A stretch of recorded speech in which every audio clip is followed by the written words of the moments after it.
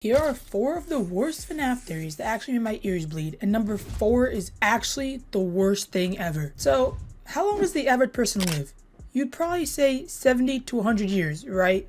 Well, you'd be dead wrong, because William Afton lived to be over 1,000. Yeah, that's this theory. That William stayed in the safe room until the year 3023. I don't even know who comes up with these, but apparently there's actually a handful of people who believe this. I guess rumor has it that bro's still there. But if anyone is still confused, this simply isn't possible.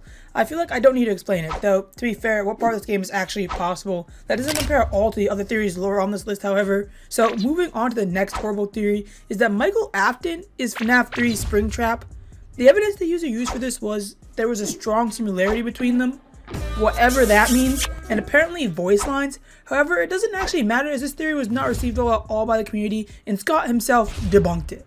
You know it's bad when Scott debunks this. Like, Scott has left some pretty wild theories run loose out there. For example, Bonnie being Elsa, which I mentioned in my last video, though maybe that one's so far-fetched it didn't even deserve a response. Now, number 3, we have Purple Guy and Pink Guy are 2 different murderers.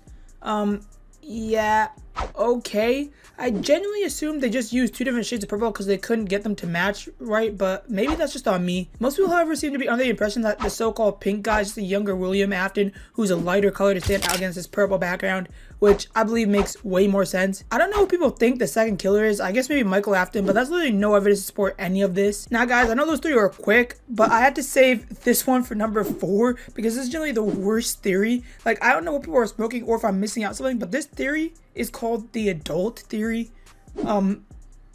Okay. I'm gonna try to keep this as PG-13 as possible because this theory is actually insane. So this theory is that the sister location is either a restaurant with a hidden entrance to an adult-themed location, or the sister location is a name for an adult-themed location. He says, let me talk about the building itself. The gameplay for what we can gather will take place underground. The introduction scene in the trailer is very clearly a platform which is moving down. No matter if you see it as an elevator or whatever, it is definitely moving underground as you can see the light in the windows moving upwards. The phrase, deep below ground, is also stated in the trailer. Okay, buddy. The location has child themes throughout props such as posters, figurines, and party lights. However, it is not safe for children to roam around. There are exposed wires, shaking machinery, and floor-level ventilation shafts. Now, if we want to take that theory into account, we have to acknowledge that the same can be said about literally every single Five Nights at Freddy's game. Literally every single one. Name one FNAF game where it was safe for the children to walk around. Yeah, you can't. You literally cannot. If we don't assume anything from outside sources or our own minds, we can also say that the location includes the show stage, the animatronics, and the spotlights for the characters too. So we can say the location has childlike themes, but it's still, as mentioned previously, clearly not safe for children themselves to walk around. Maybe that's a stretch, but that's what I can see. No, buddy, that definitely is a stretch. What are you trying to say? That there are adults that are yeah, like, I can't even finish this, bro. Now he goes on to say, I'll talk about the characters. Maybe this will get my theory across. Okay. There's a female little girl animatronic with pigtails and a red dress called Baby. You don't call a character who can talk, walk, sing Baby. Maybe it's because she looks like a baby, buddy. Unless there's something else going on. In my opinion, baby is a word used for either actual babies or is used as a nickname for a lover. If you stop looking at the game face on, you should be able to agree with that. If you don't, then whatever. But Laura is a half-naked ballerina. She has very exposed... Okay, yep, this is a hard read. With merely a blue strip of plastic covering the top and front of them. I'm not making that up, and it's been a point of discussion for ages. She dances, moves up and down repeatedly, keep her eyes shut at all times, and has a standard makeup which we are pretty used to by now. The Lord does not exist to entertain children from what I can tell. Ballerinas were a lot more than that. I guess it depends what kind of ballerinas, my man, but I am gonna say I've been to dozens and dozens and dozens of ballerina shows. And some of them do, genuinely. I also never considered Blore, like, undressed. I always assumed that it was just a shirt. Or maybe even a lot of ballerinas were skin tone matching things. Have you been to a ballerina show, bro? Half of those ballerinas, like, they wear skin matching tights, skin matching bras, skin match, like, I don't, and they'd be dancing for a 14-year-old. So I don't know how this is a fair theory right here. Funtime Foxy and Funtime Freddy are not explicitly designed to be adult themed, nor do they seem to do anything.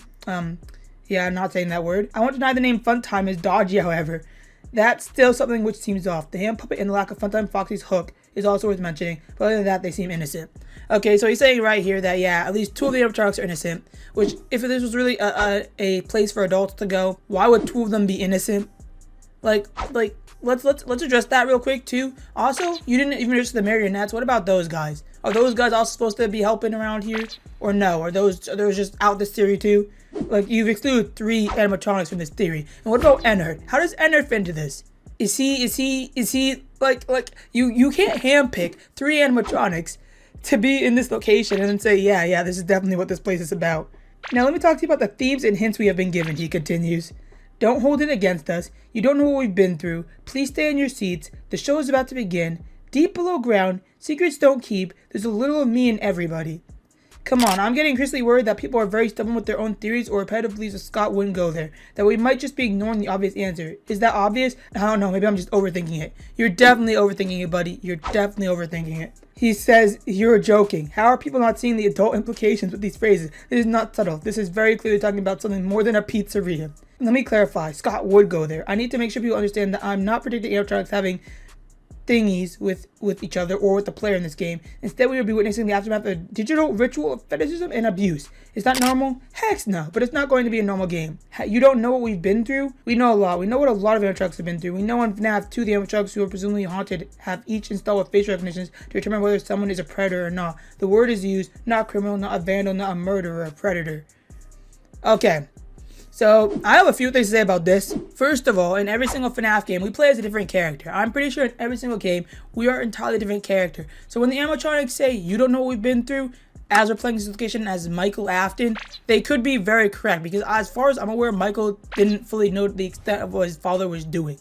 So, to sit here and say, oh, but we do know, well, we're the player, we have the full picture. Michael did not. So to the animatronics, Michael probably didn't know. Just like every single other security guard we played as, or every kid we played as, only had a small picture. That's like saying Gregory from Security Breach freaking knew what the animatronics were going to. I doubt Gregory even knew how the animatronics were made. I doubt he knew that they were spirits or whatever. Like, he just thought they were AI robots, as a kid would. I don't think Michael knew what the animatronics had been through, if that's what you're saying. Also, the word predator, I think the word predator makes more sense than murderer or ever. I think it carries a heavier implication. I know what you're saying, like, oh, it's a predator, they prey on children. But a predator can mean way more than, like, doing weird things with kids, bro. This video is getting weird, bro. Like, oh no, bro. We know about children being lured, killed, and stuff in disputes. We know about bullies pushing a child in animatronic's head, letting him die in a hospital, having nightmares of robot-human hybrids with hundreds of teeth. We know about restless souls trying to escape facilities. We know about a man who was punctured into a suit, bleeding out in a room that was made for people with dying talents. But we don't know what they've been through. Once again, Michael Afton didn't know. The only thing Michael knew, as far as I'm aware, is that his brother, he was part of the reason his brother died. I think that's as far as Michael knew at this point in time.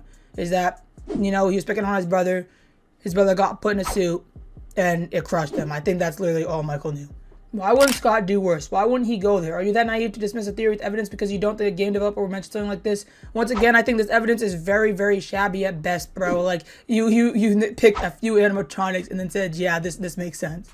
They have speakers in their chest. There's a control panel to control robotics. We have just been given a timetable, which was likely hinted at animatronics have been booked and privatized. This is more than just an animatronic adult club. Yeah, about that, you can also rent things for freaking birthday parties. Like, I'm not sure if this is necessarily evidence. This is a theory, it's just a different one. I'm not going to put it down anyone's throat. Think for yourself, don't make your own discussion. Don't pretend anything is canon until it's confirmed. We're all thinkers. This is more to this game than you might believe, and I'm just trying to work around what we've got, which is a lot. And come on, don't call me sick. Another thing I have to bring about this theory is, yeah, I just disagree with it, you know, unless it gets proven. I don't think there's any evidence for this, you know. I also do understand that horror games can include things like that. I mean, I'm praying it's not, because I would be completely, I would be so, I hate when horror games do things like that, because at some point then it becomes too real, like those are real world problems. But another reason I have for debunking this is Baby in FNAF's sister location is literally, one, shown to be a baby, two, is shown to have an ice cream compartment in her chest for children. If this was really for 18 plus, there would be no need for an ice cream cavity in her chest, because why would an adult need that? It's also shown in snippets and in voice dialogue that they did have a party with Baby, with other kids. And that is when the other kids left and Emily, Afton's daughter, got put inside the suit. Baby grabbed her because she was programmed to grab kids when they were alone, stuffed her in the suit. No one could hear her screams when they came back in from the party. All the kids were laughing and everything. So it clearly isn't an adult location. Like, I know this was before this location, so maybe they've changed their minds by now, but this is like, I don't even know who sent me this theory. Like, why, bro? Like, this is